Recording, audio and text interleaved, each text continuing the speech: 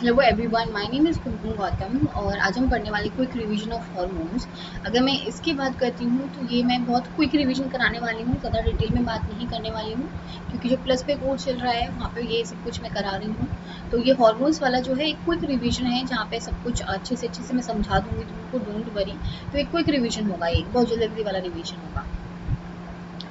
अगर मैं free classes की बात करती हूँ तो जो मेरी फ्री क्लासेस होती हैं, एक तो यूट्यूब पे होती हैं मेरी फ्री क्लासेस और होती हैं मेरी अनअकैडमी पे। तो यूट्यूब वाली जो फ्री क्लासेस होती हैं मेरी 10:30 और 4 बजे जो होती है शाम को।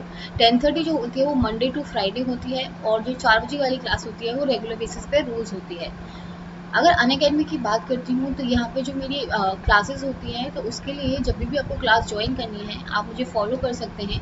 तो जब भी मेरी क्लास होगी आपके पास नोटिफिकेशन आ जाएगा, ठीक है? तो आपके पास नोटिफिकेशन आ जाएगा तो आप ज्वाइन कर पाएंगे उस क्लास को। तो आपको कुमकुम गौतम सर्च करना है अनअकैडमी ऐप पे जाके और जाने के बाद आपको फॉलो कर लेना है। मैं अगर बात करती हूँ प्लस कोर्सेज या पेड कोर्सेज की, तो इनका फ़ायदा ये होता है कि आप यहाँ पे रेगुलर क्लासेस ले सकते हैं। प्रॉपर आपको क्लासेस मिलेंगी, रेगुलर क्लासेस मिलती हैं आपको। अबाउट 18 to 20 लाइव क्लासेस चल रही होती हैं, तो आप अपने अकॉर्डिंग वहाँ पे एडजस्ट कर सकते हैं। तो बहुत सारी लाइव क्लासेस चलती हैं, तो आपको जो भी पढ़ना है आप वहाँ से पढ़ सकते हैं। तो आपका पूरा कोर्स भी कंप्लीट हो जाता है। अब कोर्स के साथ साथ मॉक टेस्ट के थ्रू आपकी प्रॉपर प्रैक्टिस हो जाती है। मॉक टेस्ट भी हो जाएगा आपका। और अगर मैं बात करती हूँ क्विजेज, तो क्विजेज होती रहती है तुम्हारे हर वीक, जिसकी वजह से आपका प्रॉपर रिवीजन हो जाता है। और अगर मैं बात करती हूँ नोट्स की, तो नोट्स जो होते हैं तुम्हें पीडीएफ फॉर्मेट में वहाँ मिल जाते हैं। तो आप वहाँ पे ज्वाइन कर सकते हैं प्लस पे। आई थिंक बहुत ज़्यादा फ़ायदा होता है जिन बच्चों को भी अच्छी से प्रिपरेशन करनी है, तो आप वो प्लस पे ज्वाइन कर सकते हैं। उसके लिए आपको करना क्या है, आपको प्ले स्टोर पे जाना है। प्ले स्टोर पे जाने के बाद आपको अनअकैडमी ऐप को डाउनलोड करना है। आप जैसे अनअकैडमी ऐप को डाउनलोड करेंगे आपको सब्सक्रिप्शन ले लेना है, ठीक है? आप सब्सक्रिप्शन जैसे ही लेंगे, आप 3 मंथ्स का ले सकते हैं, आप 1 मंथ का ले सकते हैं, 6 मंथ्स का ले सकते हैं, 12 या फिर 24 मंथ्स का ले सकते हैं। तो जो भी बच्चे नवंबर के लिए प्रिपेयर कर रहे हैं तो वो 1 मंथ वाला ले सकते हैं, क्योंकि जो मेरा एक कोर्स स्टार्ट होने वाला है, जो अभी जो कोर्स चल रहा है वो ह्यूमन फिजियोलॉजी पे चल रहा है। तो अगर आपको ये ज्वाइन करना है तो आप ये भी ज्वाइन कर सकते हैं। नहीं तो नेक्स्ट मंथ जो होने वाला है मेरा क्रैश कोर्स स्टार्ट होने वाला है।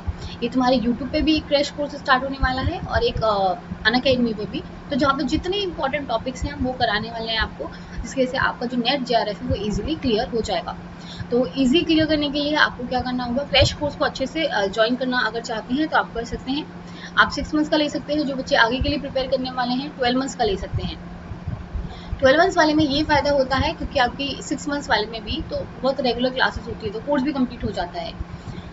अमाउंट की बात करती हूँ, 11,550 आपको पे करना होता है, लेकिन आप एक रेफरल कोड यूज़ कर सकते हैं और उसको लगाना नहीं भूलना है, दैट इज़ KUM 10।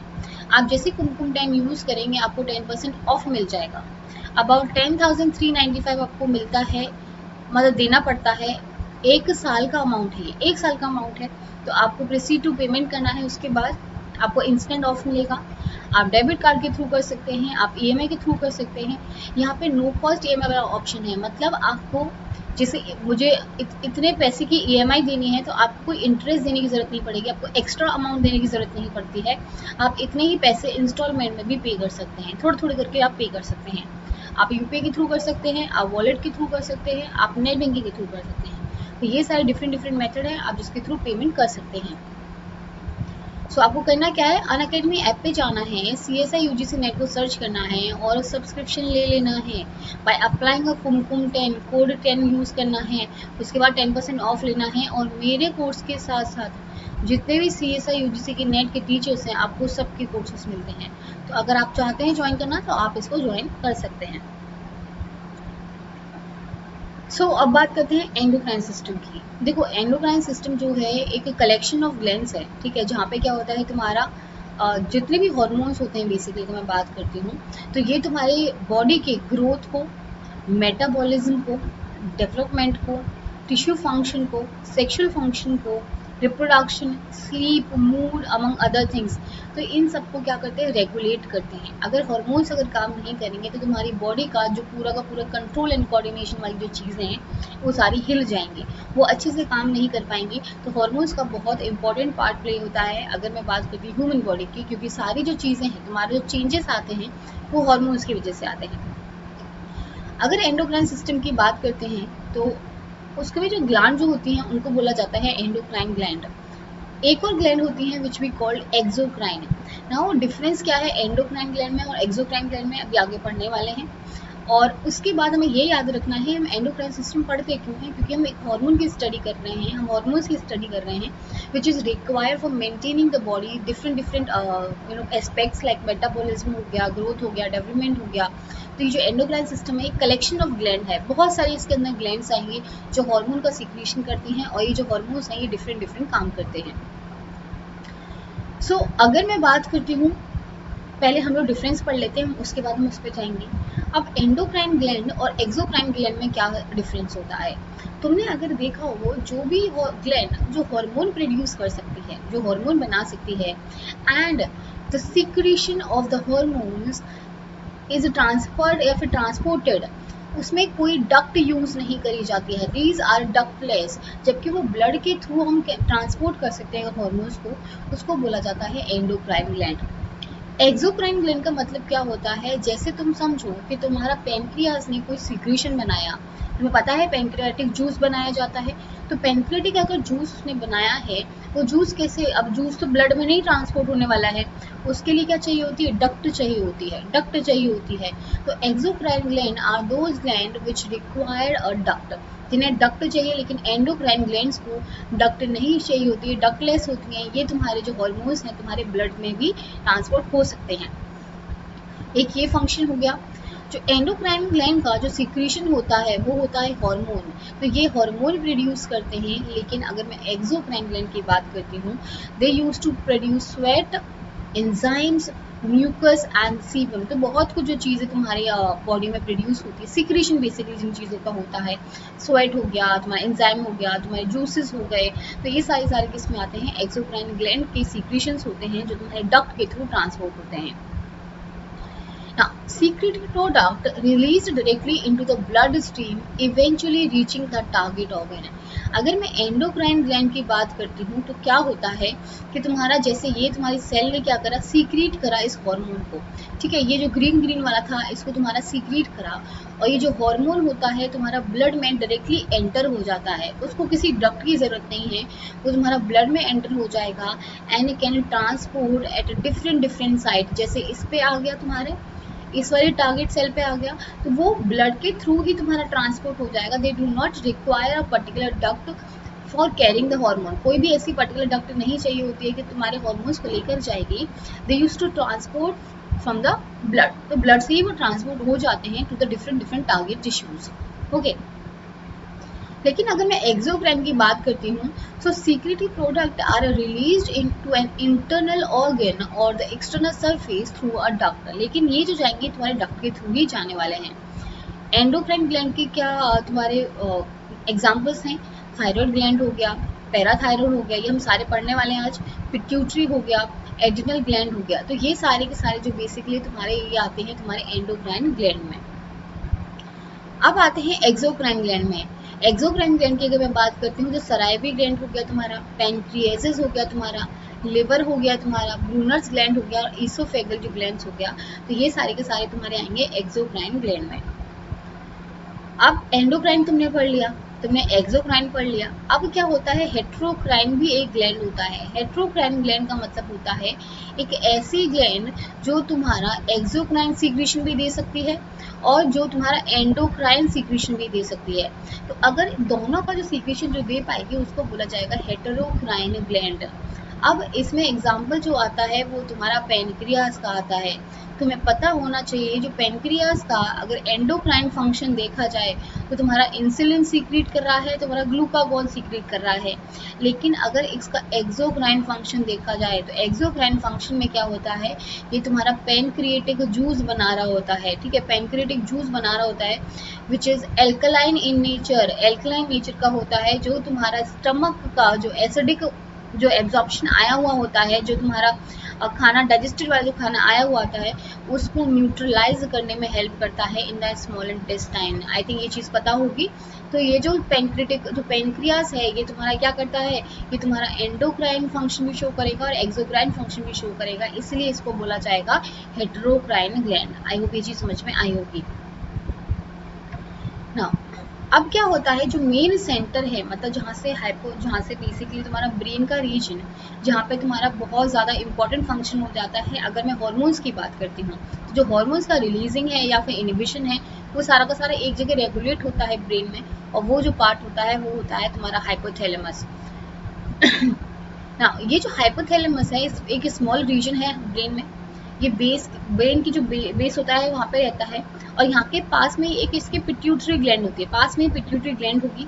अब ये जो हाइपोथैलेमस है, this is very important, why, because यही रिस्पॉन्सिबल है तुम्हारे दो चीज़ों को रिलीज करने के लिए, या फिर तो ये रिलीजिंग हार्मोन सीक्रेट करेगा।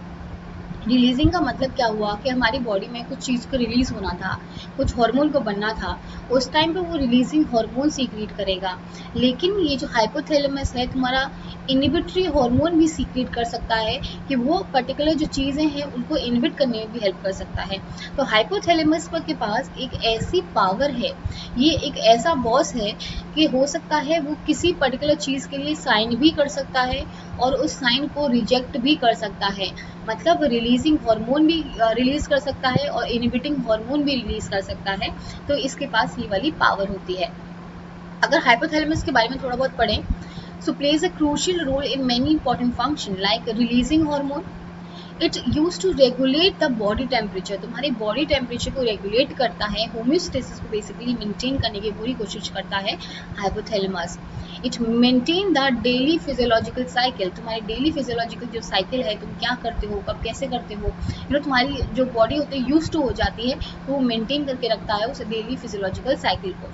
कंट्रोलिंग द एपेटाइट, तुम्हारे एपेटाइट को कंट्रोल करेगा। Managing the sexual behaviour and regulating the emotional responses, तो इन सब के लिए जो होता है तुम्हारा हाइपोथैलेमस जो होता है वो रिस्पॉन्सिबल होता है। अगर मैं बात करती हूँ इसके फंक्शंस की, तो देखो ये तुम्हारा हाइपोथैलेमस रीजन हो गया। हाइपोथैलेमस रीजन में तुम्हारे न्यूरोसिक्रेटरी न्यूरॉन्स होते हैं, ये न्यूरोसिक्रेटरी न्यूरॉन्स होते हैं, वो क्या होते हैं अपना यहाँ पे चाहे वो रिलीजिंग हार्मोन दे रहे हो या फिर इनिबिटिंग हार्मोन दे रहे हो, वो दोनों का जो सीक्रेशन है वो तुम्हारे कहाँ पहुँचाते हैं, एंटीरियर पिट्यूटरी में पहुँचाएंगे या फिर पोस्टीरियर पिट्यूटरी में पहुँचाएंगे। उसके बाद ये जो एंटीरियर पिट्यूटरी होती हैं, पोस्टीरियर पिट्यूटरी होती हैं, अपने हार्मोन्स को रिलीज कर देती हैं, अपने हार्मोन्स को रिलीज कर देती हैं। अब अगर पूछा जाता है कि तुम्हारा कनेक्शन कैसे हो रखा है हाइपोथैलेमस का पिट्यूटरी से, तो एक होता है हाइपोथैलेमिक हाइपोफाइजियल पोर्टल सिस्टम, और या फिर इनफंडिबुलम के थ्रू ये अटैच्ड रहते हैं आपस में। तो याद रखना है जो पोर्टल सिस्टम होगा वो hypothalamic hypophyseal system portal system होगा, और जो अटैचमेंट होगी वो इनफंडिबुलम के थ्रू अटैचमेंट होगी इनकी। तो जो हाइपोथैलेमस है एक बॉस हार्मोन है, नाम नहीं बता रही हूँ, ये मैं एम ही बता रही हूँ, बॉस हार्मोन है विच कैन बेसिकली रेगुलेट और inhibit the particular hormone secretion. ठीक है, तो उसको रेगुलेशन अगर रिलीजिंग हार्मोन करेगा तो तुम्हारा रिलीज हो जाएगा, अगर इनिबिटिंग करेगा तो इनिबिट हो जाएगा। अब कौन काम करता है, देखो हाइपोथैलेमस ने क्या करा, रिलीजिंग हार्मोन तुम्हारा ट्रांसपोर्ट करा। अब वो किस पे जाएगा, पिट्यूटरी ग्लैंड पे काम करेगा, चाहे वो एंटीरियर पिट्यूटरी पे काम करे, पोस्टीरियर पिट्यूटरी पे काम करे या फिर इंटरमीडिएट पिट्यूटरी पे काम करे। ठीक है, तो ये जो पिट्यूटरी ग्लैंड होती है which is basically required for releasing the hormone और फॉर सिंथेसाइजिंग द हार्मोन। ठीक है, अब अलग अलग जो चीज़ें हैं वो मैं बाद में बताऊंगी कि कौन सा सिंथेसाइज कर सकता है पार्ट और कौन सा नहीं कर सकता है, लेकिन बेसिक यही आइडिया है। Pituitary gland is a small pea-sized gland that plays a major role in regulating the body vital functions. Obviously, इसे बोला जाता है मास्टर ग्लैंड। मास्टर ग्लैंड क्यों बोला जाता है क्योंकि ये हार्मोन का सीक्रेशन को पूरी तरह कंट्रोल करती है। जितने भी इसको जो हार्मोन सीक्रेट करने होते हैं उन सबको कंट्रोल करती है। हाइपोथैलेमस का ऑर्डर ज़रूर आता है, जैसे ये हो गया तुम्हारा कि जो हमारे यहाँ पे जो प्रेसिडेंट होता है वो हर चीज़ पे साइन करते हैं, जो भी उनको रिलीज करना होता है वो उसको साइन करते हैं, उसके बाद ही तुम्हारे प्राइम मिनिस्टर जो होते हैं एक्शन में आ सकते हैं। लेकिन तुम लोग को भी पता है, मुझे भी पता है कि जो प्राइम मिनिस्टर है उनकी पावर बहुत ज़्यादा है, उनका जो वर्किंग एरिया है वो बहुत ज़्यादा है as compare to the president. वैसे अगर मैं हाइपोथैलेमस की बात करती हूँ, ये बॉस ज़रूर है लेकिन जो काम है वो पिट्यूटरी ग्लैंड का है, इसलिए इसे क्या बोला जाता है, मास्टर ग्लैंड बोला जाता है, क्योंकि जो हार्मोन का सीक्रेशन है वही यही कराने वाले हैं। ओके, तो ये तुम्हारा आई थिंक आ गया होगा। The hypophysis rests upon the hypophyseal fossa of sphenoid bone. This is very important, याद रखना है. Sphenoid bone बोन के ऊपर इसका एक fossa present होता है. In the center of the middle cranial fossa is surrounded by the small bony cavity that is sella turcica. तो इसको याद रखना है क्योंकि कभी कभी ये लोकेशन पूछ लेते हैं, तो लोकेशन को याद रखना है. This is important. देखो ये तुम्हारा क्या हो गया, ये हो गया तुम्हारा एंटीरियर लोब. ठीक है, ये तुम्हारा एंटीरियर लोब है जिसे बोला जाता है. देखो ये एंटीरियर लोब हो गया तुम्हारा. उसके बाद बीच में एक छोटा सा ज़्यादा बड़ा नहीं होता, सिर्फ एक हार्मोन यहाँ से रिलीज होता है. ये होता है पार्स इंटरमीडिया, मतलब जो एंटीरियर पिट्यूटरी, जो मिडिल वाली जो होती है, मिडिल लोब जो होता है वो होता है. और एक होता है एंटीरियर, ये हो गया तुम्हारा पोस्टीरियर लोब. तो याद रखना है, अगर पिट्यूटरी की बात आएगी तो 3 पार्ट्स में डिवाइड होती है. एक होती है एंटीरियर पिट्यूटरी, और एक होता है मिडिल लोब ऑफ पिट्यूटरी, या फिर तुम्हारा पार्स इंटरमीडिया, और होता है पोस्टीरियर पिट्यूटरी. तो ये 3 पार्ट्स में डिवाइड होती है. तो इस चीज़ को याद रखना है. This is important. ठीक है, इसको मतलब ये थोड़ा इम्पॉर्टेंट है, इसको ध्यान में रखना है. अब अगर मैं बात करती हूँ तुम्हारा पोस्टीरियर पिट्यूटरी कौन से हार्मोन बनाता है और तुम्हारा एंटीरियर पिट्यूटरी कौन से हार्मोन बनाता है, यहाँ से इम्पॉर्टेंट हो जाता है ये चीज़, ये समझना कि क्या हो रहा है क्या नहीं हो रहा है. अब देखो पहले एंटीरियर पिट्यूटरी वाले देख लेते हैं, उसके बाद हम पोस्टीरियर पिट्यूटरी वाले देखेंगे. एंटीरियर पिट्यूटरी हार्मोन्स की अगर मैं बात करती हूँ तो देखो यहाँ जो हाइपोथैलेमस वाला रीजन है, ये जो हाइपोथैलेमस वाला रीजन है वो कौन सी हार्मोन रिलीज करेगा, रिलीजिंग हार्मोन करेगा. ठीक है, रिलीजिंग हार्मोन रिलीज करेगा. अब पहला कौन सा हार्मोन रिलीज करता है, गोनेडोट्रोपिन रिलीजिंग हार्मोन. ये GnRH जो है ये तुम्हारा हाइपोथैलेमस से रिलीज होता है. कहाँ से रिलीज हुआ है, हाइपोथैलेमस से रिलीज हुआ है. और तुम्हारी पिट्यूटरी को जाके काम करने को बोलेगा कि तुम अब हार्मोन का सीक्रेशन स्टार्ट कर दो. जैसे गोनेडोट्रोपिन रिलीजिंग हार्मोन आएगा, जैसे तुम्हारा GnRH जो होगा हाइपोथैलेमस से रिलीज होके पिट्यूटरी, एंटीरियर पिट्यूटरी को बोलेगा कि अब तुम हार्मोन का सीक्रेशन स्टार्ट कर दो, अब तुम्हारा डेवलपमेंट का टाइम आ चुका है. तो जो एंटीरियर पिट्यूटरी होगा वो LH का सीक्रेशन करेगा या फिर FSH का सिक्रीशन करेगा. इस गोनेडोट्रोपिन रिलीजिंग हार्मोन के चक्कर में ये दोनों हार्मोन्स रिलीज हो जाते हैं. और ये जो रिलीज अगर हो जाएंगे तो तुम्हारे डिफरेंट जो रिप्रोडक्टिव जो फंक्शंस हैं, जो तुम्हारा सेक्सुअल बिहेवियर हो गया तुम्हारा, और तुम्हारा गोनेड का डेवलपमेंट हो गया, स्पर्म और एग का फॉर्मेशन हो गया, उन सबको रेगुलेट करते हैं, उन सब चीज़ों को रेगुलेट करेंगे. तो ये होता है टोटल क्राइटेरिया. तुम्हारा रिलीजिंग हार्मोन जो है हाइपोथैलेमस से रिलीज होगा. उसके बाद एंटीरियर पिट्यूटरी जो है LH और FSH को रिलीज करेगी, और ये रिप्रोडक्टिव सिस्टम जो तुम्हारे टेस्टिस और तुम्हारे ओवरीज पे जाके काम करना स्टार्ट कर देंगे. और जैसे रिप्रोडक्टिव सिस्टम जैसे टेस्टिस और ओवरीज पे काम करेंगे, वहाँ पे स्टिमुलेट करेंगे प्रोडक्शन ऑफ सेक्स हार्मोन्स और stimulate the production of sperm and egg. तो ये जो काम होता है तुम्हारा हाइपोथैलेमस ने गोनेडोट्रोपिन रिलीजिंग हार्मोन दिया, एंटीरियर पिट्यूटरी ने जो हार्मोन सीक्रेट किए, उसके बाद ये सब कुछ हो जाता है. ये तो तुम्हारा पहला हार्मोन हो गया. सेकंड की मैं बात करती हूँ तो दूसरा आता है तुम्हारा थायरोट्रोपिन रिलीजिंग हार्मोन TRH. ये कहाँ से रिलीज हुआ है, हाइपोथैलेमस से रिलीज हुआ है. रिलीजिंग हार्मोन है ना, रिलीजिंग हार्मोन है. उसके बाद तुम्हारी ये एंटीरियर पिट्यूटरी पे आएगा, एंड एंटीरियर पिट्यूटरी एक हार्मोन सीक्रेट करेगी जिसे बोला जाता है थायराइड स्टिमुलेटिंग हार्मोन. ठीक है, तो देखो यहाँ पे मैं एक बार समझा देती हूँ. ये हाइपोथैलेमस हुआ, हाइपोथैलेमस ने रिलीज करा थायरोट्रोपिन रिलीजिंग हार्मोन. ये जो रिलीजिंग हार्मोन होगा किस पे काम करेगा, एंटीरियर पिट्यूटरी पे काम करेगा. और जो एंटीरियर पिट्यूटरी एक हार्मोन को सीक्रेट करेगा जिसे बोला जाएगा थायराइड स्टिमुलेटिंग हार्मोन TSH.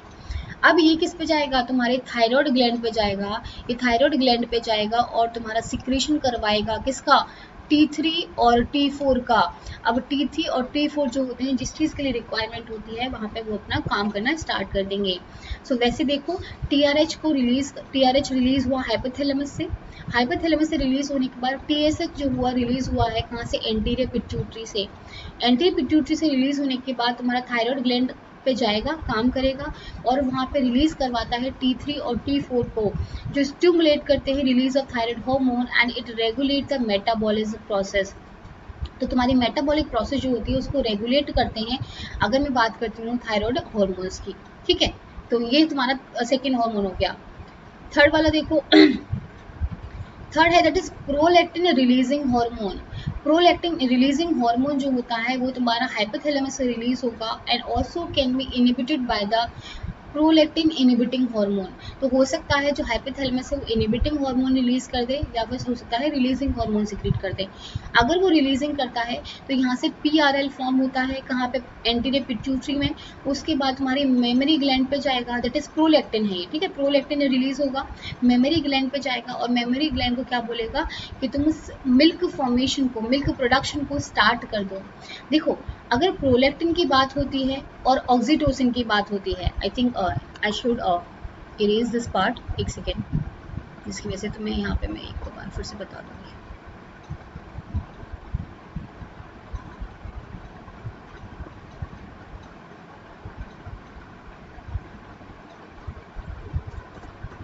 हाँ देखो, अगर तुम्हारी प्रोलैक्टिन की बात होती है, ये मैं एक डिफरेंस बता रही हूँ, प्रोलैक्टिन की बात होती है या फिर ऑक्सीटोसिन की बात होती है, दोनों सेम सेम लगते हैं। लेकिन याद रखना है, ये जो प्रोलैक्टिन होता है, ये जो PROLACTIN, ये जो प्रोलैक्टिन होता है, ये तुम्हारा मिल्क सीक्रेशन या फिर प्रोडक्शन हार्मोन होता है, जो प्रोड्यूस करने में हेल्प करेगा, जो तुम्हारी ब्रेस्ट जो ग्लैंड्स होंगी उनको डिफ्रेंशिएट कराएगा, उनका डेवलपमेंट कराएगा, जिसकी वजह से मिल्क प्रोडक्शन जो होगा वो इंक्रीज हो जाएगा।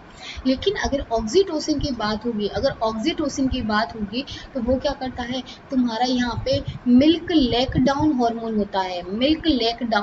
होता है, दैट मीन्स ये मिल्क का इजेक्शन करवाता है। तो दोनों में डिफरेंस याद रखना है, प्रोलैक्टिन होगा तो मिल्क का प्रोडक्शन करवा रहा है, ऑक्सीटोसिन होगा तो मिल्क का इंजेक्शन करवा रहा है, मिल्क लेग डाउन हार्मोन है, ये डिफरेंस याद रखना है। तो प्रोलैक्टिन होगा वो तुम्हारा एंटीरियर पिट्यूटरी से रिलीज होगा, मेमोरी ग्लैंड पे काम करेगा और तुम्हारा प्रमोट करेगा मिल्क प्रोडक्शन को। So important. Next is growth hormone releasing hormone. देखो, ये जो ग्रोथ हार्मोन रिलीजिंग हार्मोन होता है, इसका एक इनहिबिटरी पार्ट भी रिलीज हो जाता है बॉडी में, जो हाइपोथैलेमस रिलीज करता है, that is growth hormone inhibitory hormones. तो इनहिबिटरी हार्मोन्स भी रिलीज कर सकता है अगर तुम्हारा हाइपोथैलेमस, ये मैं बता चुकी हूँ, रिलीजिंग हार्मोन भी सीक्रेट कर सकता है और इनहिबिटिंग हार्मोन भी सीक्रेट कर सकता है। अभी जो ग्रोथ हार्मोन रिलीजिंग हार्मोन होता है, एंटीरियर पिट्यूटरी पे जाता है और एंटीरियर पिट्यूटरी को बोलता है कि रिलीज योर ग्रोथ हार्मोन। तो ये अपना ग्रोथ हार्मोन रिलीज करेगा और वो तुम्हारे डिफरेंट बॉडी ऑर्गन्स पे काम करेगा, चाहे लिवर हो गया, बोन्स हो गया, मसल्स हो गया, और क्या कराएगा, तुम्हारे बोन्स की ग्रोथ कराएगा, तुम्हारा स्टिमुलेट करेगा बॉडी ग्रोथ को, मेटाबॉलिक रेट को अच्छे से बढ़ाएगा। तो ये जो काम करता है वो तुम्हारा ग्रोथ हार्मोन काम करने लग जाता है। नेक्स्ट आता है तुम्हारा कॉर्टिकोट्रोपिक रिलीजिंग हार्मोन। ये जो फिफ्थ वाला है, ये तुम्हारा कहाँ से रिलीज हुआ है, हाइपोथैलेमस ने रिलीज करा है कॉर्टिकोट्रोपिक रिलीजिंग हार्मोन। देखो, जहाँ पे मैं ये ट्रॉपिक बोल रही हूँ ना, ये ट्रॉपिक जो बोल रही हूँ ना, इसका मतलब होता है एक ऐसा हार्मोन जिसका सीक्रेशन जो है डायरेक्टली कंट्रोल्ड में है, किसके, हाइपोथैलेमस के। तो जैसे गोनाडोट्रोपिक हो गया है ना, थायरोट्रॉपिक हो गया। ट्रॉपिक का मतलब ये है कि ऐसी चीज जो तुम्हारे डेली हाइपोथैलेमस से आ रही है, जो कंट्रोल्ड बाय द हाइपोथैलेमस जो होती है, उसको ट्रॉपिक बोला जाता है। सो कॉर्टिकोट्रॉपिक क्या हो गया, जो तुम्हारा हाइपोथैलेमस से आएगा। अब ये जो तुम्हारे आपके एंटीरियर पिट्यूटरी को बोलेगा कि तुम अब अपना हार्मोन निकालो, तो एड्रिनोकॉर्टिकोट्रॉपिक हार्मोन ACTH को रिलीज करेगा। ये जो ACTH होगा तुम्हारे एड्रिनल ग्लैंड्स पे जाके काम करेगा, और ये डिफरेंट काम करता है। जैसे तुम्हारे कॉर्टिकोस्टेरॉइड जो इन्फ्लेमेटरी जो सीक्वेंसेस को सप्रेस कर देते हैं, उनको करेगा, ठीक है। तो बहुत सारे काम करेगा तुम्हारे एड्रिनल ग्लैंड पे जाके। ये क्या करेगा, ग्लूकोकॉर्टिकॉइड बनाएगा जो तुम्हारे रेगुलेट करेंगे मेटाबॉलिज्म को और स्ट्रेस हार्मोन्स को, ठीक है। तो ये जो होता है स्ट्रेस रेस्पॉन्सेस को बेसिकली, तो ये तुम्हारे जो होते हैं एंटीरियर पिट्यूटरी हार्मोन्स होते हैं, ठीक है। ये वाला जो हमने पढ़ लिया, ये एंटीरियर पिट्यूटरी वाला पढ़ लिया। अब आते हैं पोस्टीरियर पिट्यूटरी पे। याद रखना है, जो पोस्टीरियर पिट्यूटरी की जो हार्मोन्स होते हैं, उनका जो सीक्रेशन होता है वो बेसिकली तुम्हारा कहाँ से होता है, तुम्हारा हाइपोथैलेमस से ही होता है। तो पोस्टीरियर पिट्यूटरी के जो हार्मोन्स होते हैं वो बस स्टोर हो जाते हैं पोस्टीरियर पिट्यूटरी में, कि कभी भी जरूरत होगी तो उनको रिलीज कर दिया जाएगा। जैसे अगर पिट्यूटरी हार्मोन की बात करती हूँ एंटीरियर वाले की, तो यहाँ पे सीक्रेशन हो रहा था, लेकिन यहाँ पे सीक्रेशन नहीं होता है, यहाँ पे क्या होता है, सिर्फ स्टोरेज होता है इन हार्मोन्स का, और बाद में उनको रिलीज कर दिया जाता है। अब हाइपोथैलेमस की बात करते हैं, पहला हार्मोन पढ़ लेते हैं पोस्टीरियर पिट्यूटरी का, वो होता है ADH, that is anti diuretic hormone, या फिर इसको बोला जाता है वैसोप्रेसिन। क्या बोला जाता है, वैसोप्रेसिन बोला जाता है, या फिर ADH बोला जाता है। पिट्यूटरी क्या करता है, इसको स्टोर करके रखता है, इसको स्टोर करके रखता है पोस्ट पिट्यूटरी। उसके पास और कोई काम नहीं है, वो सीक्रेशन नहीं कर सकता है, इसलिए वो स्टोर करके रखेगा। और स्टोर करने के बाद वो रिलीज कर देता है, वो किडनी पर रिलीज करेगा, तुम्हारे स्वेट ग्लैंड हो गया, तुम्हारे सर्कुलेटरी सिस्टम हो गया, वहाँ पे वो काम करने वाला है। और काम करने के बाद आई एम सो सॉरी, वो काम करने वाला है और तुम्हारे वाटर बैलेंस करेगा, वाटर की जो कॉन्सेंट्रेशन होगी उसको बैलेंस करेगा। बेसिकली क्या करता है, रीएब्जॉर्प्शन करवाता है तुम्हारे वाटर का, ठीक है, रीएब्जॉर्प्शन कराएगा तुम्हारे वाटर का। तो ये जो काम होता है तुम्हारा, ये किसका होता है, एडीएच का तुम्हारा ये काम होता है। दिस इज इम्पॉर्टेंट, इसको याद रखना है। पोस्ट पिट्यूटरी की अगर मैं बात करती हूँ तो नेक्स्ट जो हार्मोन रिलीज होता है विच इज ऑक्सीटोसिन। क्या बोला जाएगा, ऑक्सीटोसिन जो होता है यहाँ से तुम्हारा हाइपोथैलेमस बना के भेजेगा, पिट्यूटरी ग्लैंड में स्टोर होगा। उसके बाद वो तुम्हारे फीमेल रिप्रोडक्टिव सिस्टम पे काम करेगा और क्या करता है, मिल्क लेग डाउन हार्मोन है और तुम्हारे यूट्राइन कॉन्ट्रैक्शन को तुम्हारा बढ़ाएगा। जब तुम्हारा चाइल्ड बर्थ हो रहा होगा, पार्चुरेशन हो रहा होगा, तब तुम्हारे कॉन्ट्रैक्शन को इंक्रीज करता है, यूट्राइन कॉन्ट्रैक्शन को इंक्रीज करता है। ये तो आई थिंक पूरा कंप्लीट ये हो गया, तुम्हारा ओवरव्यू हो गया है, समरी सी हो गई है कि सारे हार्मोन्स कहाँ पे काम करते हैं। अब धीरे धीरे एक एक हार्मोन्स की बात कर लेते हैं। पहला है तुम्हारा पैराथायरॉयड हार्मोन, ठीक है। अब ये पूछोगे मैम पैराथायरॉयड हार्मोन कहाँ होता है। देखो जो पैराथायरॉयड हार्मोन है बेसिकली क्या होता है, तुम्हारी थायराइड ग्लैंड होती है, ठीक है, थायराइड ग्लैंड होती है, उसके पास में ही क्या होते हैं तुम्हारे चार पैराथायरॉयड ग्लैंड्स प्रेजेंट पाई जाती हैं। 4 पैराथायरॉयड ग्लैंड पाई जाएंगी नेक रीजन में, जो तुम्हारे थायराइड के बिल्कुल पीछे होंगी। जैसे माना ये तुम्हारी थायराइड ग्लैंड थी, इसके बिल्कुल पीछे क्या होगा, तुम्हारी 4 ग्लैंड पाई जाएंगी, ठीक है, 4 ग्लैंड पाई जाती हैं जिनको बोला जाता है पैराथायरॉयड ग्लैंड। अब ये वाला हार्मोन मैंने पहले क्यों लिया, क्योंकि थोड़ा थोड़ा स्टार्ट करते हैं धीरे धीरे करके, उसके बाद I think I try to complete कि आज हमारा सारा क्विक रिवीजन हो जाए। अगर थोड़ा बहुत भी रह जाएगा तो नेक्स्ट पार्ट में डाल दूंगी। पैराथायरॉयड हार्मोन या फिर इसको बोला जाता है कॉलिक हार्मोन। ये जो तुम्हारी 4 पैराथायरॉयड ग्लैंड होती है, जैसे मैंने बताया थायराइड ग्लैंड के पीछे वाली रीजन में तुम्हारी प्रेजेंट होती हैं। पैराथायरॉयड 4 नंबर की होंगी और इनको कॉलिक हार्मोन भी बोला जाता है।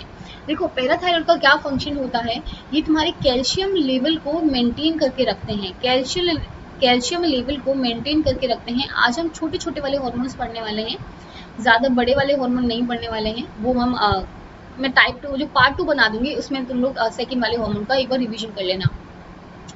ये कैल्शियम को मेंटेन करके रखते हैं, मतलब क्या होता है, कैल्शियम की कॉन्सेंट्रेशन इन द ब्लड में मेंटेन करके रखेंगे कि अगर कभी क्या होता है तुम्हारी कैल्शियम की कॉन्सेंट्रेशन अगर ब्लड में कम हो जाती है, then these parathyroid hormone will release, ये पैराथायरॉयड हार्मोन रिलीज हो जाएंगे और तुम्हारी ब्लड कैल्शियम लेवल को वो इंक्रीज कर देते हैं, तो इनका काम क्या होता है, तुम्हारा ब्लड का जो कैल्शियम लेवल है उसको मेंटेन करना है, उसको रेगुलेट करना है। So they regulate the calcium level in the blood, this is important, याद रखना है। Parathyroid hormone is mainly control by the negative feedback. अब देखो अगर तुमसे बोला जाता है कि क्या ये तुम्हारा एंटीरियर पिट्यूटरी तुम्हारा रेगुलेट कर रहा है, पोस्टीरियर पिट्यूटरी रेगुलेट कर रहा है, नहीं। ये कैसे रेगुलेट होता है अगर मैं बताऊं, ये रेगुलेट होता है तुम्हारा हाई कैल्शियम या फिर लो कैल्शियम की वजह से। माना कि तुम्हारा क्या था, तुम्हारा बहुत ज़्यादा हाई कैल्शियम था तुम्हारे ECF में, दैट इज़ ब्लड में जो था तुम्हारा अच्छा खासा कैल्शियम आयन कॉन्सेंट्रेशन था, तो क्या तुम्हारा पैराथायरॉयड हार्मोन रिलीज होगा, नहीं होगा, क्योंकि मुझे ब्लड में तुम्हारा जो कैल्शियम आयन है उसको मेंटेन करके रखना है। और अगर उसकी कॉन्सेंट्रेशन ऑलरेडी हाई है तो मेरा जो पैराथायरॉयड हार्मोन है वो काम नहीं करने वाला है, वो काम नहीं करेगा। सो क्या होता है, अगर कैल्शियम की कॉन्सेंट्रेशन ज़्यादा होती है तुम्हारे ब्लड में, तो यहाँ पे जो रिसेप्टर होते हैं वो कैल्शियम जो आयन होता है उनसे बाइंड कर जाता है, ठीक है, बाइंड कर जाएगा। बाइंड करने के बाद में क्या होगा, receptor activation lead to the inhibition of PTH secretion.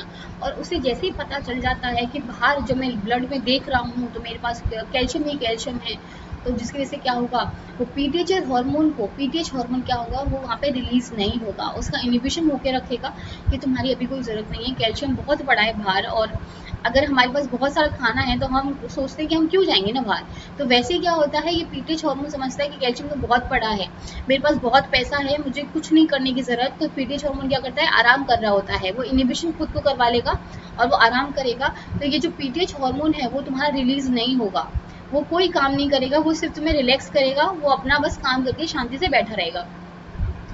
अगर तुम्हारे ब्लड में कॉन्सेंट्रेशन कैल्शियम की लो हो जाती है, अगर कम कैल्शियम कॉन्सेंट्रेशन हो जाती है, तो कैल्शियम कम हो पाएगा।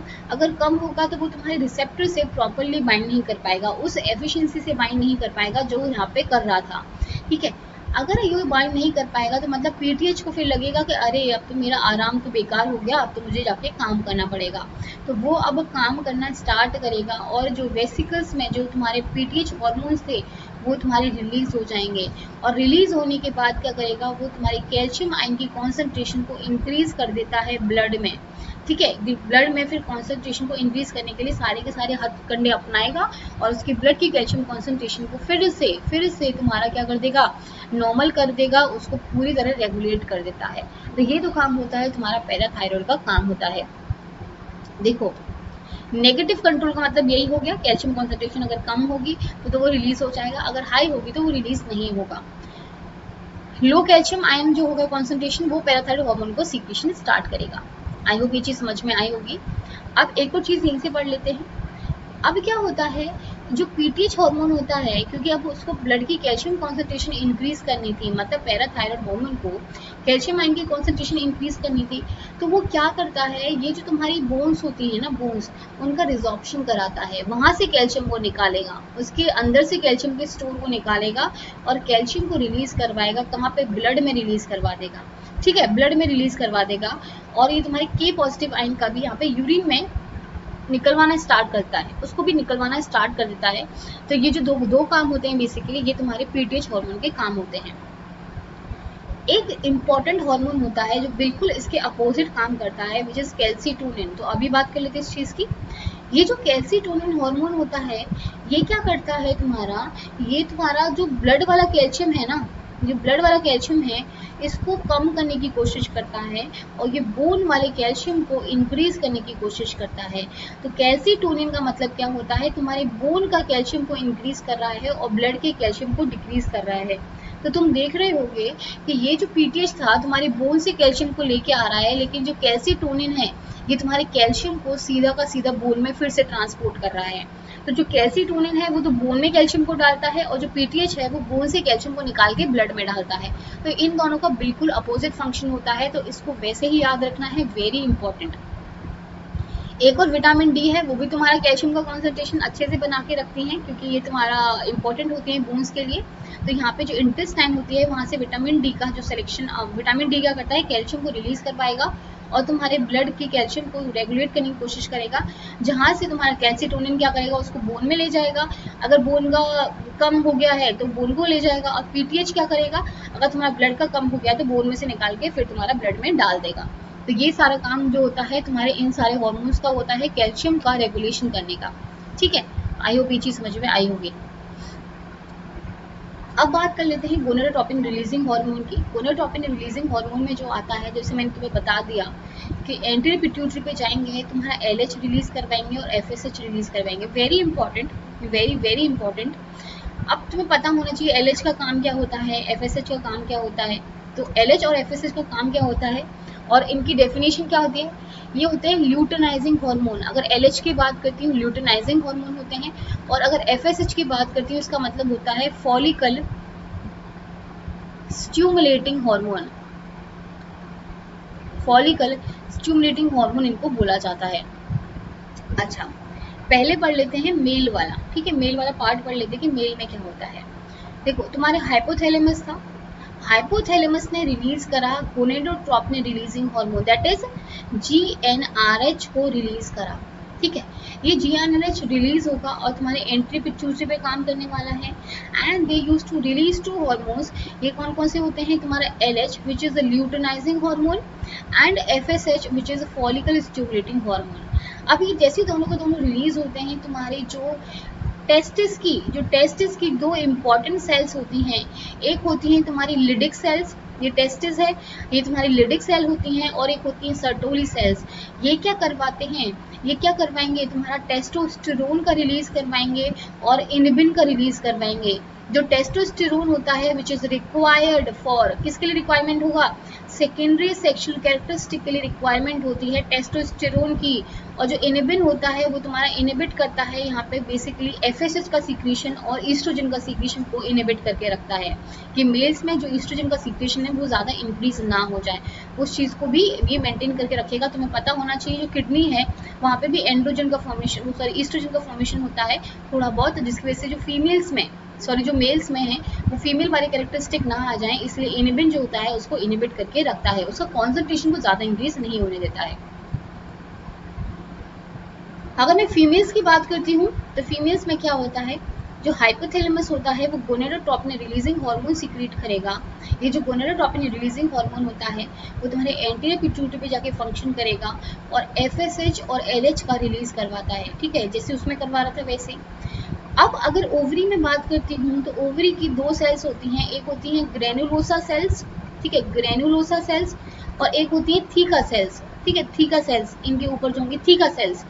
तो जो ग्रेनुलोसा और थीका सेल्स होती हैं ये तुम्हारा ईस्ट्रोजन का सीक्रेशन करवाएंगी, प्रोजेस्टेरोन बनेगा यहाँ पे और एंड्रोजन का फॉर्मेशन होता है। तो ये जो तीनों चीज़ें होती हैं तुम्हारी फॉर्म होती हैं कहाँ से, तुम्हारे एलएच और एफएसएच की वजह से, ईस्ट्रोजन हो गया, प्रोजेस्टेरोन हो गया और एंड्रोजन हो गया।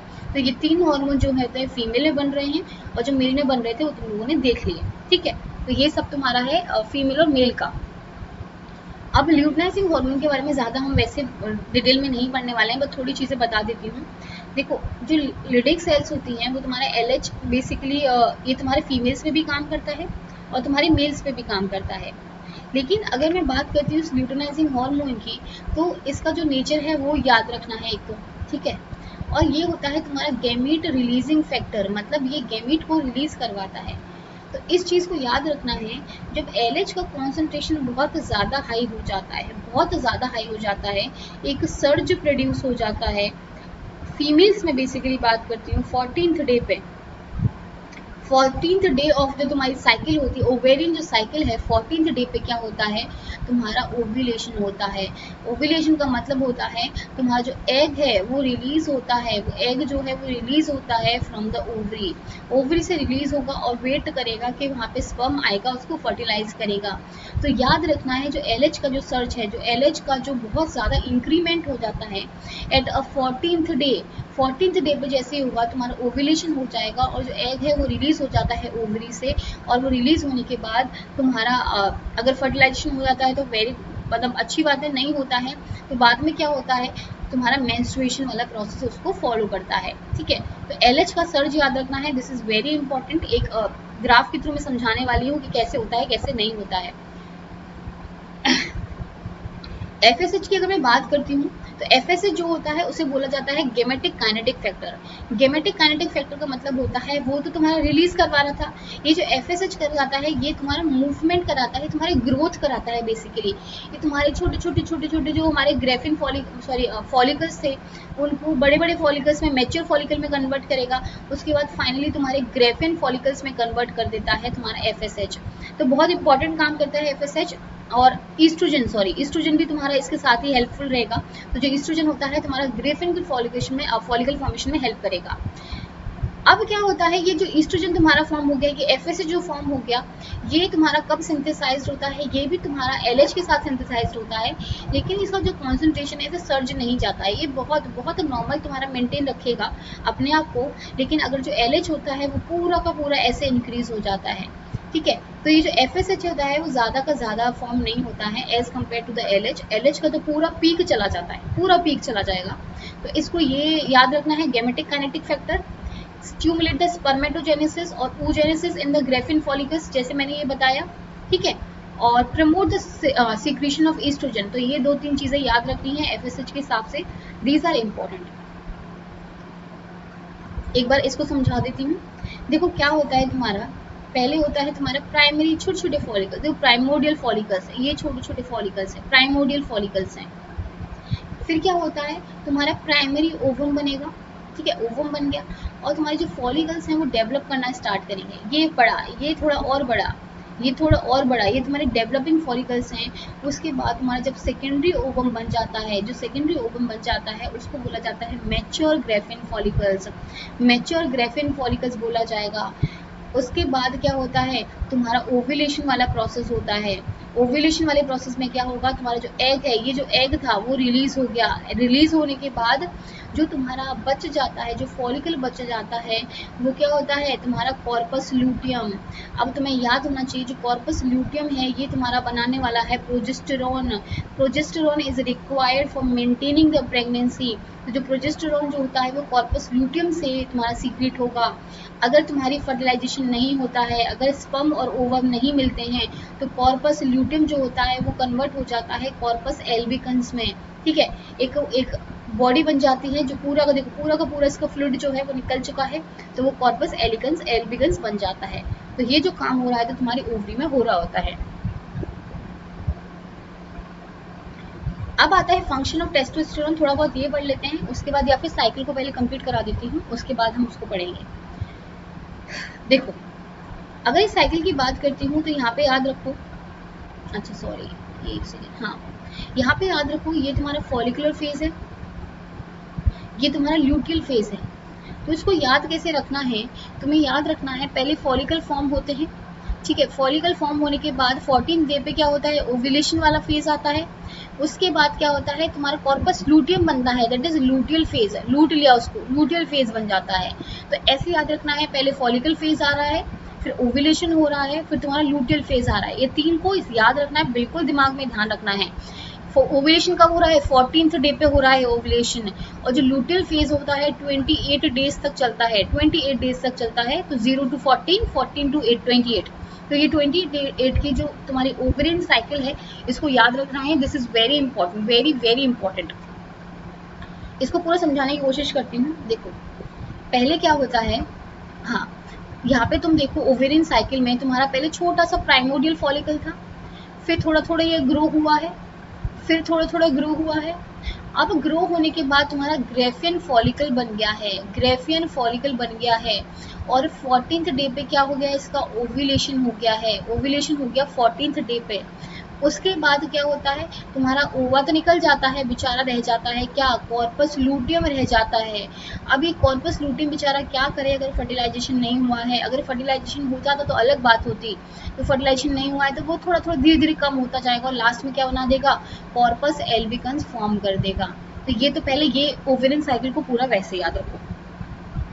अब हार्मोन्स की अगर मैं बात करती हूँ, अगर मैं हार्मोन्स की बात करती हूँ, तो हम पहले बात करते हैं ईस्ट्रोजन और ल्यूटिनाइजिंग हार्मोन और एफएसएच की बात कर लेते हैं। तो यहाँ पे हम बात करने वाले हैं एंटीरियर पिट्यूटरी हार्मोन्स की। किसकी बात करने वाले हैं, एंटीरियर पिट्यूटरी हार्मोन्स की बात करने वाले हैं। ये जो सेकेंड, ये मैं जो करा रही हूँ। अब क्या होता है, जो एफएसएच का सीक्रेशन होता है वो, और एलएच का जो सीक्रेशन होता है वो थोड़ा, ये रहा, ये तुम्हारा एफएसएच का सीक्रेशन है जब तुम्हारा ग्रेफिन फॉलिकल्स बन रहे होते हैं तब तक ठीक ठाक होता है, और 14th डे पे भी थोड़ा इंक्रीज हो जाता है। 14th डे पे थोड़ा इंक्रीज हो जाता है, और धीरे धीरे धीरे धीरे तुम्हारा कम कम, मतलब ज़्यादा नहीं बढ़ेगा ये, तो कम कम ही रहेगा। 14th डे पे थोड़ा इंक्रीज होगा, ग्रेफिन फॉलिकल फॉर्म होने के थोड़ा थोड़ा इंक्रीज होगा, लेकिन ज़्यादा इंक्रीज नहीं होता है। तो ये जो ग्रीन वाला है ये है तुम्हारा एफएसएच। क्या है ये, एफएसएच है। लेकिन मैंने तुम्हें बताया ये जो ब्लू वाला है ना, ये जो ब्लू वाला है, ये जो है तुम्हारा, ये 14th डे पे वैसे तो कुछ नहीं करेगा ये, लेकिन 14th डे पे एक ऐसा सर्ज आता है, तुम बिल्कुल पहाड़ पे चढ़ गए, पहाड़ पे चढ़ गए हो, कौन, एलएच जो है पहाड़ पे चढ़ गया है, तो बिल्कुल ऐसा सर्ज आएगा एलएच वाले टाइम पे। देखो ये सर्ज आ गया, इस सर्ज की वजह से क्या होता है, ओव्यूलेशन हो जाता है, जो ओवा है वो तुम्हारा रिलीज हो जाता है, एलएच की वजह से ओवा जो है वो रिलीज हो गया है, तो तुम्हारा यहाँ पे रिलीज हो गया ओवा। ठीक है, ये ओवा रिलीज हो चुका है। ये तुम्हारा कौन कर रहा है, ल्यूटिनाइजिंग हार्मोन या फिर एलएच जो कर रहा है, ओव्यूलेशन प्रोसेस को करा रहा है। तो ये जो पहला हार्मोन है, ठीक है, एफएसएच और एलएच दोनों को याद रखना है। जो ब्लू वाली लाइन है वो तुम्हारी एलएच की है, और जो ग्रीन वाली लाइन है वो एफएसएच की है। इसको याद रखना है, वेरी वेरी इंपॉर्टेंट, क्वेश्चन यहीं से आएंगे। सेकेंड वाला अगर मैं बात करती हूँ ईस्ट्रोजन की एंड प्रोजेस्टेरॉन की, तो याद रखना है जब तुम्हारा ग्रेफिन फॉलिकल बन जाता है, ये किस में हेल्प, कौन हेल्प कर रहा था, यहाँ पे कौन कर रहा था, एफएसएच हेल्प कर रहा था। जब ये ग्रेफिन फॉलिकल बन जाता है तो ये क्या करता है, ये तुम्हारा ईस्ट्रोजन का सीक्रेशन को इंक्रीज कर देता है। तुम यहाँ पे देखोगे कि स्टार्टिंग में ओवेरियन हार्मोन्स में देखोगे तो ईस्ट्रोजन का सीक्रेशन पहले कम था, लेकिन जैसे वो मैच्योर होने लग गया उसका जो ईस्ट्रोजन का सीक्रेशन है वो भी इंक्रीज हो गया। वो भी इंक्रीज हो गया। जो एफएसएच होता है, जो एफएसएच होता है वो ईस्ट्रोजन के सीक्रेशन को इंक्रीज करवा देता है, इसको इंक्रीज करवा देता है। और तुम्हारा देखो 14th डे से पहले कितना इंक्रीज हो गया है, 14th डे पे नहीं हुआ है, 14th डे से पहले कितना इंक्रीज हो जाता है ईस्ट्रोजन का सीक्रेशन। आई थिंक तुम्हें देखने को मिल रहा होगा। अब क्या होता है, ईस्ट्रोजन का सीक्रेशन कम हो जाता है जब ओव्यूलेशन हो जाता है। ओव्यूलेशन हो गया, ओवा निकल गया, ओवा निकलने के बाद में ये जो तुम्हारा कॉर्पस लूटियम है उसको नहीं पता होता है कि फर्टिलाइजेशन हुआ है कि नहीं हुआ है, वो अननोन है इस चीज़ से। उसको बस इतना पता है कि मुझे प्रोजेस्टेरॉन हार्मोन को निकालना है, उसे कुछ नहीं पता है कि क्या करवाना है क्या नहीं करवाना है। उसको सिर्फ इतना पता है, हो सकता है प्रेगनेंसी हो गई हो, और प्रेगनेंसी अगर हो गई है तो प्रोजेस्टेरॉन हार्मोन निकलना चाहिए, उसको सिर्फ इतना पता है। तो क्या करता है, 14th जैसी ओव्यूलेशन होता है, तुम्हारा ओवा रिलीज हो गया, अभी कॉर्पस लूटियम क्या करना स्टार्ट करता है, ये तुम्हारा प्रोजेस्टेरॉन का जो सीक्रेशन है उसको इंक्रीज कर देता है। ठीक है, कौन से फेज में इंक्रीज करा है, ल्यूटियल फेज में इंक्रीज करा है, कॉर्पस ल्यूटियम में इंक्रीज करा है। तो जो प्रोजेस्टेरॉन है तुम्हारा ल्यूटियल फेज में बहुत ज़्यादा इंक्रीज हो जाता है, बहुत ज़्यादा इंक्रीज हो जाएगा। लेकिन जैसे उसको पता चलता है अरे ये तो फर्टिलाइजेशन हुआ ही नहीं, स्पर्म तो आया ही नहीं, ओवर स्पर्म तो मिले ही नहीं, जैसे ही उन्हें पता चलता है ये प्रोजेस्टेरॉन का जो सीक्रेशन है वो बिल्कुल कम हो जाता है। और क्या हो जाती है, तुम्हें हो जाती है फिर मेंस्ट्रुएशन। ठीक है, फिर तुम्हारा क्या हो जाता है, मेंस्ट्रुएशन आ जाती है, तुम्हारा मंथली पीरियड आ जाता है। क्यों? क्योंकि जो प्रोजेस्टेरॉन का जो सीक्रेशन है वो कम हो गया है। अगर प्रेगनेंसी हो जाती, प्रोजेस्टेरॉन का सीक्रेशन बढ़ा रहता, तुम्हारे और भी हार्मोन्स रिलीज हो जाते, लेकिन यहाँ पे तो तुम्हारी प्रेगनेंसी हुई नहीं। अगर प्रेगनेंसी नहीं हुई है तो यहाँ पे क्या हो जाएगा, मेंस्ट्रुएशन हो जाएगा। प्रोजेस्टेरॉन क्या करता है, तुम्हारे यूट्राइन जो एंडोथेलियम होता है उसको बिल्कुल ऐसे थिक बना देता है कि यहाँ से तुम्हारा फर्टिलाइज्ड ओवा या फिर जाइगोट आगे बाइंड करने वाला है तो उसको पूरा थिक बना दिया जाता है।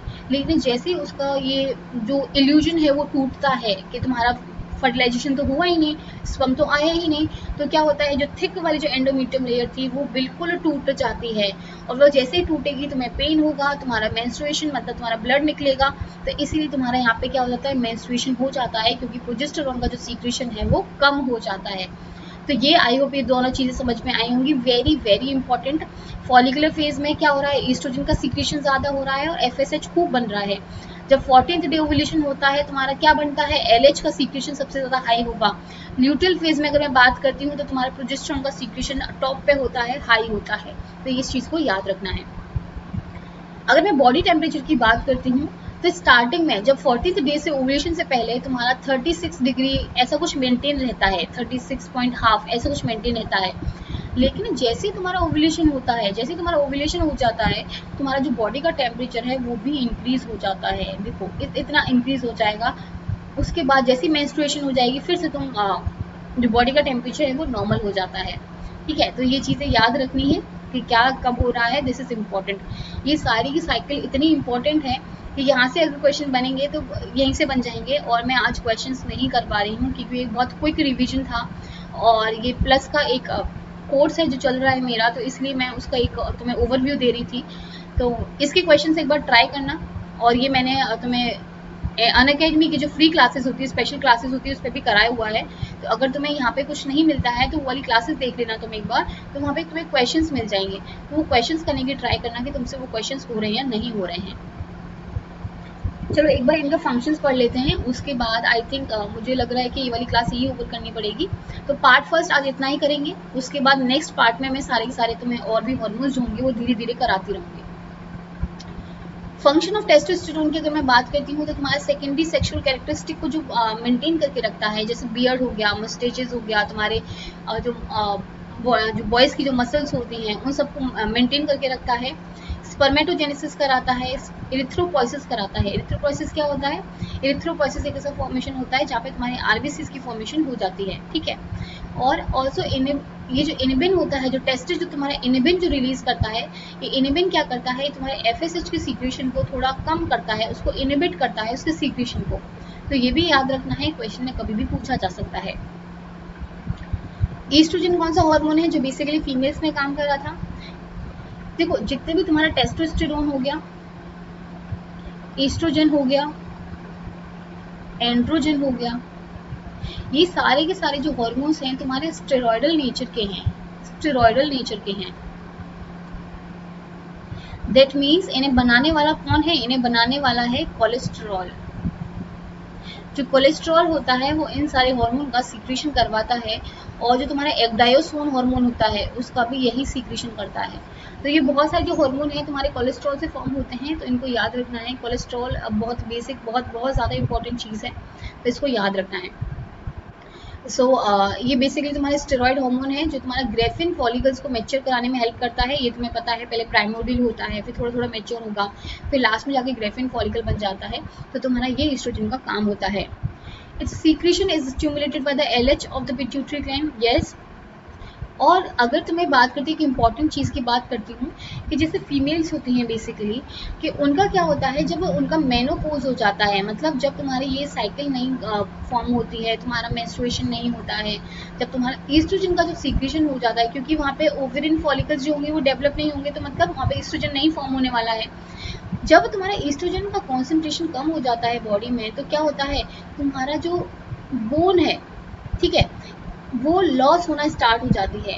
जो ईस्ट्रोजन क्या करता है, तुम्हारी बोन्स को पूरा रिड्यूस नहीं होने देता है, उनका जो प्रॉपर जो ऑस्टियोपोरोसिस वाली जो प्रॉपर्टी है उसको पूरा का पूरा मेंटेन करके रखता है, ऑस्टियोक्लास्ट नहीं होने देता है, ठीक है। लेकिन जब तुम मेनोपॉज हो जाता है फीमेल्स में, तो जो ये ईस्ट्रोजन का जो सीक्रेशन हो जाता है वो रिड्यूस हो जाता है, ठीक है। अगर वो रिड्यूस हो जाएगा, तुम्हारी वो बोन लॉस को नहीं बचा पाता है, जिसकी वजह से जो फीमेल्स होती हैं उनके इधर पेन हो जाता है, घुटनों में पेन हो जाता है, नीज में पेन हो जाता है, तो जो बोन हो जाती है वो थोड़ी वीक होने लग जाती हैं। तो जो ईस्ट्रोजन का सीक्रेशन होता है बहुत इंपॉर्टेंट होता है फीमेल्स में। तो एक पर्टिकुलर टाइम के बाद जब मेनोपॉज हो जाता है तो इनका सीक्रेशन बंद हो जाता है, और तुम्हारे बहुत डिफरेंट कॉन्सिक्वेंसेस देखने को मिलते हैं फीमेल्स में। प्रोजेस्टेरॉन की जैसे मैं बता चुकी हूँ, बहुत इंपॉर्टेंट है, याद रखना है। कॉर्पस लूटियम ने इसको सीक्रेट करा है, और ये this is required for maintaining the pregnancy.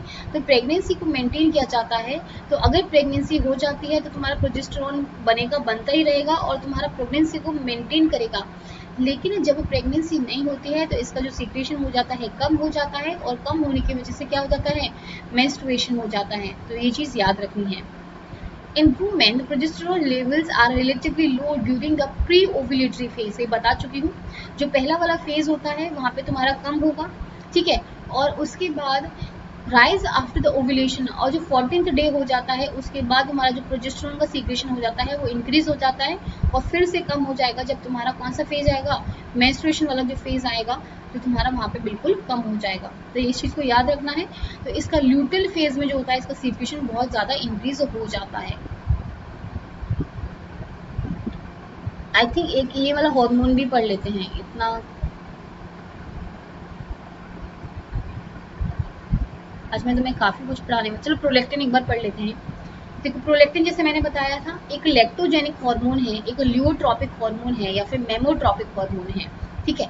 ये जो प्रोलेक्टिन होता है बेसिकली, जिसे मैंने तुम्हें बताया, ये जो प्रोलेक्टिन है ये क्या करता है, ये तुम्हारा हाइपोथैलेमस जो होगा वो किसको देगा, पिट्यूटरी को बोलेगा कि तुम जाके तुम्हारा प्रोलेक्टिन हार्मोन सीक्रेट करो, क्योंकि अब जो बेबी है वो तुम्हारा बनने वाला है, मतलब जो बेबी का जो पार्चुरेशन होने वाला है, तो उसको क्या चाहिए, उसको ब्रेस्ट फीड करने के लिए चाहिए होता है। तो जब बेबी पेट में होता है उसके टाइम में क्या होता है, ये प्रोलेक्टिन का रिलीज होता है, और तुम्हारा क्या करवाता है, ब्रेस्ट का डिफ्रेंसिएशन करवाएगा, तुम्हारे डक्ट का प्रोलिफरेशन करवाएगा और ब्रांचिंग करवाएगा।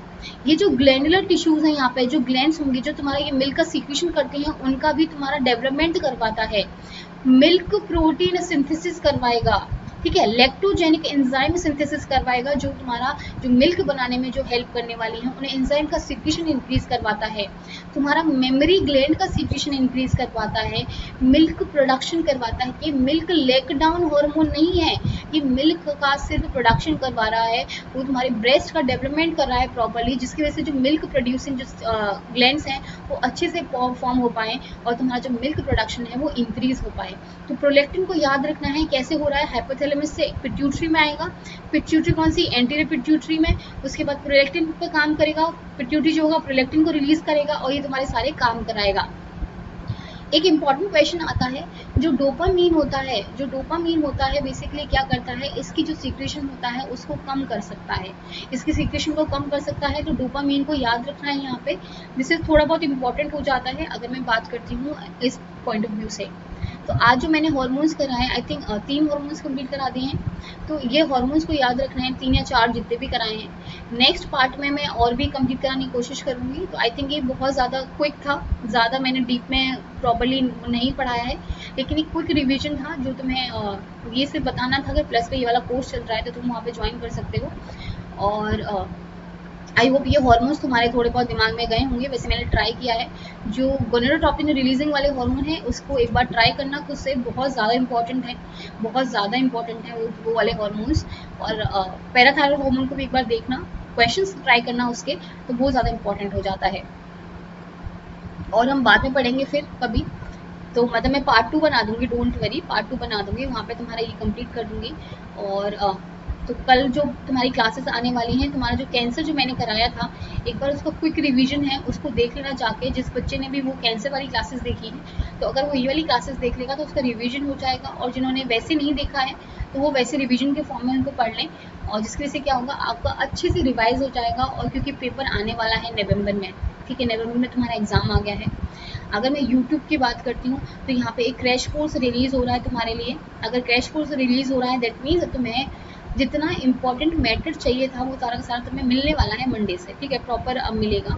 और जो तुम्हें इंपॉर्टेंट टॉपिक्स हैं सारे के सारे कराए जाने वाले हैं। सो डोंट वरी, वो सब के सब हम करा देंगे। और एक अगर मैं बात करती हूँ अनअकैडमी पे, तो मेरा ह्यूमन फिजियोलॉजी कोर्स चल रहा है, तो आप उसको ज्वाइन कर सकते हैं। साथ में मैं अनअकैडमी पे नेक्स्ट मंथ से एक क्रैश कोर्स लेके आ रही हूँ, जो 30 या 32 डेज़ का होने वाला है।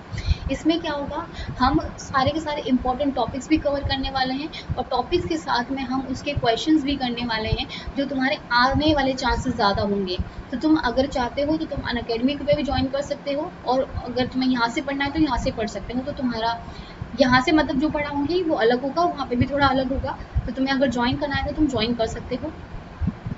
अगर मैं बात करती हूँ मेरी स्पेशल क्लासेस की, जो अनअकैडमी पे होती है, जो फ्री क्लासेस होती हैं, तो आप उसको ज्वाइन कर सकते हो। आपको अनअकैडमी ऐप को प्ले स्टोर से डाउनलोड करना है, और डाउनलोड करने के बाद मुझे फॉलो कर लेना है। कुमकुम गौतम जैसे सर्च करोगे तो मैं मिल जाएगा, और फॉलो जैसे कर लोगे तो मैं नोटिफिकेशन आ जाएगा मेरी क्लासेस का कि कब क्लासेस होने वाली है और कब नहीं होने वाली है। तो नोटिफिकेशन आ जाएगा, जब भी क्लास होगी तब आप मुझे ज्वाइन कर पाएंगे। अगर मैं प्लस की बात करती हूँ, अगर पेड क्लासेस की बात करती हूँ, यहाँ पे आपका रेगुलर कोर्स होता है, आपको रेगुलरली पढ़ाया जाता है, आपका पूरा का पूरा कोर्स कंप्लीट कराया जाता है। कोर्स के साथ साथ जो नोट्स हैं आपको पीडीएफ फॉर्मेट में मिल जाते हैं, आपको बहुत सारी लाइव क्लासेस मिलती हैं, बहुत ज़्यादा एक्सप्लोर करने को मिलता है। तो आप इस प्लस को ज्वाइन कर सकते हैं। आपको करना क्या है, आपको प्ले स्टोर पर जाना है। जाने के बाद अनअकैडमी ऐप को डाउनलोड कर लेना है। जैसे ही आप डाउनलोड कर लेंगे, यहाँ पे सर्च इंजन में डालना है और CSI UGC नेट को डालना है, और तुम्हें सब्सक्रिप्शन ले लेना है, ठीक है। ये सब्सक्रिप्शन लेना इंपॉर्टेंट है अगर तुम्हें प्लस पे आना है। तो आप 1 मंथ का ले सकते हैं, अगर नवंबर के लिए मैं बात कर रही हूँ। आप 3 मंथ्स का ले सकते हैं, 6 मंथ्स का ले सकते हैं, 12 मंथ्स का ले सकते हैं। तो 6 और 12 मंथ्स ज़्यादा बेटर है, लेकिन अभी कोई बच्चा नवंबर के लिए जो प्रिपेयर करना चाहता है वो अभी अभी तुम्हारा अनअकैडमी पे ज्वाइन कर सकता है। 12 मंथ्स वाला बेटर है, क्योंकि ज़्यादा अमाउंट भी आई थिंक नहीं है इसका, 866 पर मंथ है। लेकिन अगर 6 मंथ्स वाला देखोगे 1418 पर मंथ है, तो आई थिंक 12 मंथ्स वाला ज़्यादा बेटर होता है।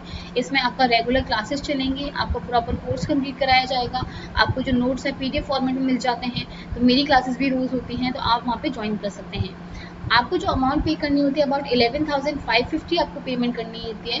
लेकिन आप एक रेफरल कोड यूज़ कर सकते हैं, विच इज़ कुमकुम10, KUM10। इसको नहीं भूलना है, इसको याद रखना है।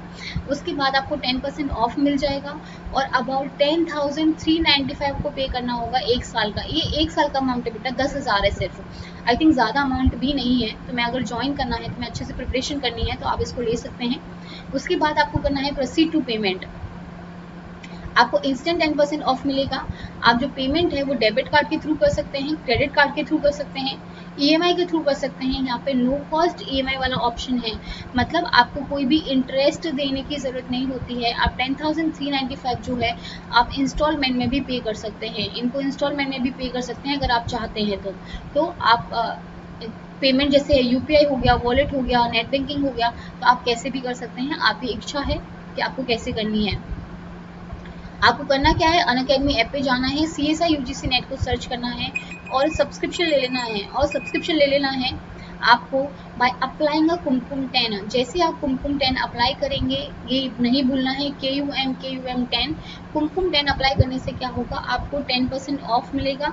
और मेरा ह्यूमन फिजियोलॉजी जो कोर्स चल रहा है आपको वो, और क्रैश कोर्स भी स्टार्ट होने वाला है नेक्स्ट मंथ से, तो आप उसको भी ज्वाइन कर सकते हैं। तो अगर आपको अच्छे से पढ़ाई करनी है तो आप प्लस पे आ सकते हैं, तो आप ज्वाइन कीजिए अगर आपको सही लगता है। So thank you so much. और जो नेक्स्ट पार्ट होगा, अगर मैं बात करती हूँ एंडोक्राइन सिस्टम की, जो नेक्स्ट पार्ट होगा वो मैं जल्दी से जल्दी बना दूंगी, डोंट वरी। तो अभी तुम्हारा मंडे से स्टार्ट होने वाला है क्रैश कोर्स यूट्यूब पे भी, तो तुम्हारा अच्छा खासा सब कुछ कवर हो जाएगा। सो बस पढ़ाई ढंग से करो और JRF क्लियर करना है।